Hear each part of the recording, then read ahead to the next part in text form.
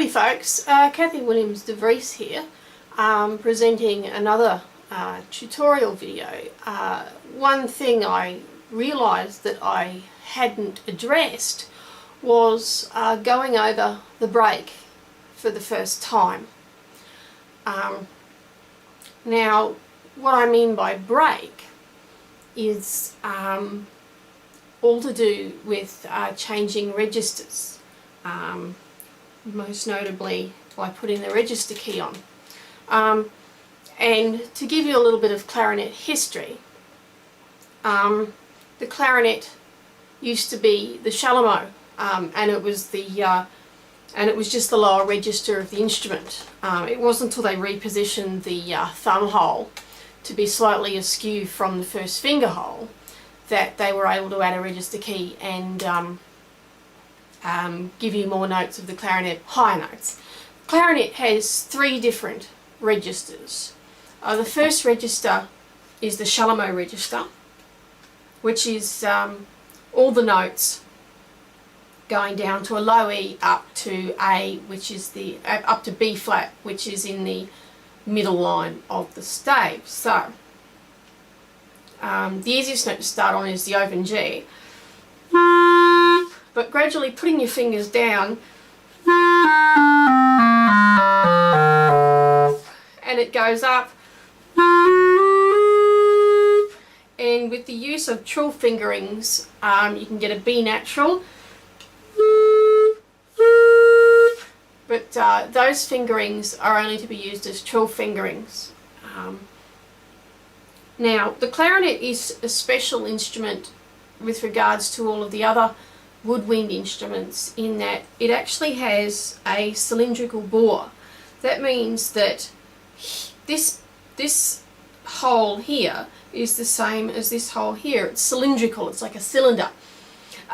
You'll find that the other wind instruments are shaped like cones, and the reason this is important is to do with the actual physics of the instrument and what's called the overtones or harmonics series.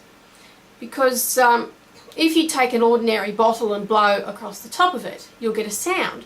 If you blow a little bit harder, you'll find that you get a higher sound, which is an octave higher. These instruments with conical bores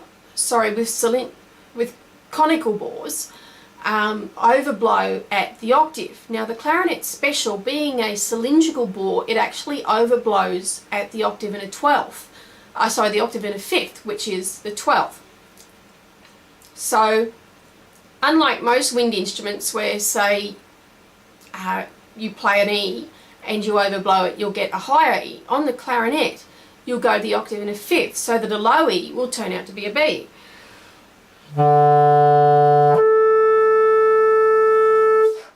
And that's by putting the register key on. Now, when you put the register key on, the register you're going into is called the clarion register.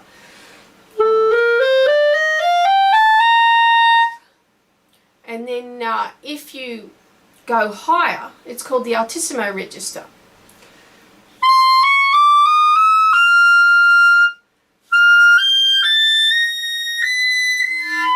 Okay.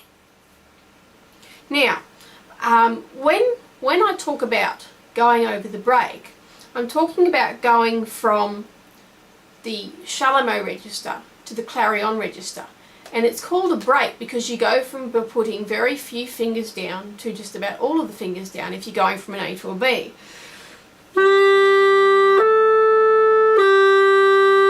And you'll notice that I actually keep my fingers very close to the holes. That makes it a lot easier. Now there's a number of ways of making going over the break a lot easier. Now the first thing you have to ensure is you've got decent low notes, because if you aren't playing the low notes properly, say the low E, if you're not playing a proper low E, then when you flick the register key on, you mightn't get a B, you might get something else.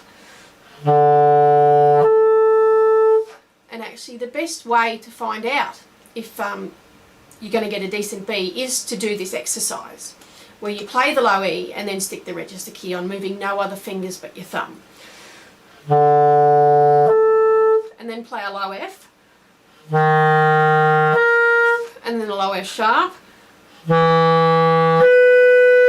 and then a low G to a low D. And the way to strengthen the pinky fingers is a little trick I learned, where you move around the keys here. You can see the keys that I'm fingering with my right pinky. So you've got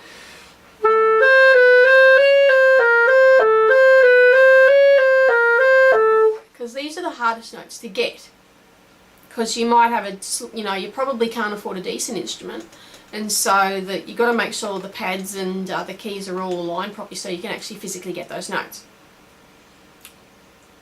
Now, the easiest way to make going over the break easier is to cover the holes, because you'll find that if you play an A but you stick these three fingers down, it's not going to be much different. So that when you go from A to B, if you've already got these fingers down, you only need to put these fingers down and this one. So if you've got 1, 2, 3 down,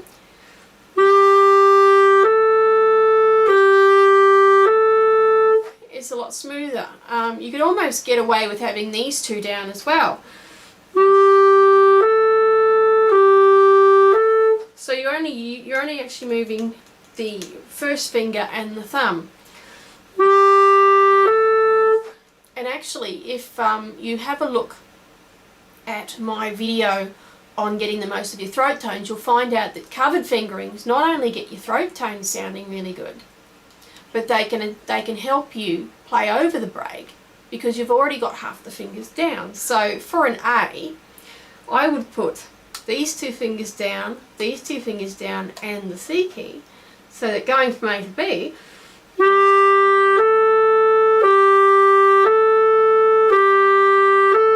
you're only actually moving a couple of fingers. Now for the B flat, I would already have the ring finger, both ring fingers down, and the F and the C key, so that you're only moving a couple of fingers on each hand.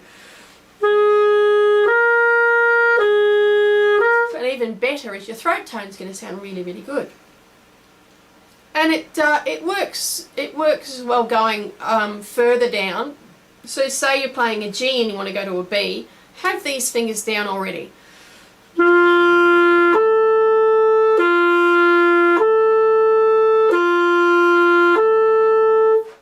And the same thing going.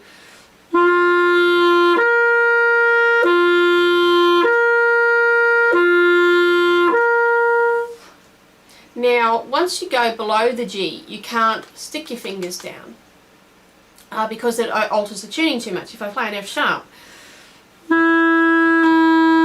you can see it's quite flat. So you will, but I'm hoping that by the time you've got,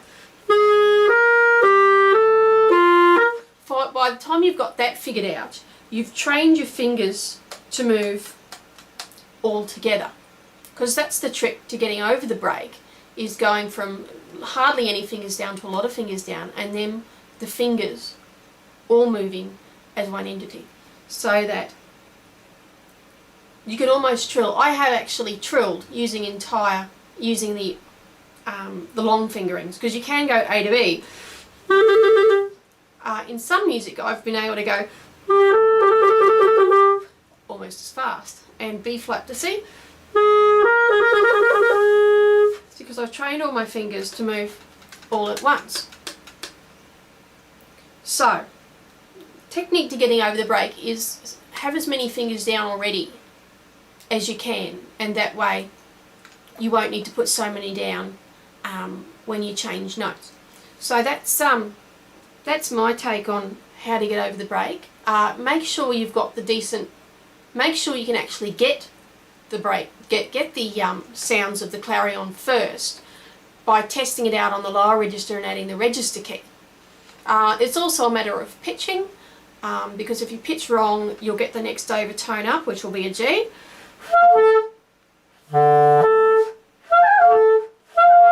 You see that?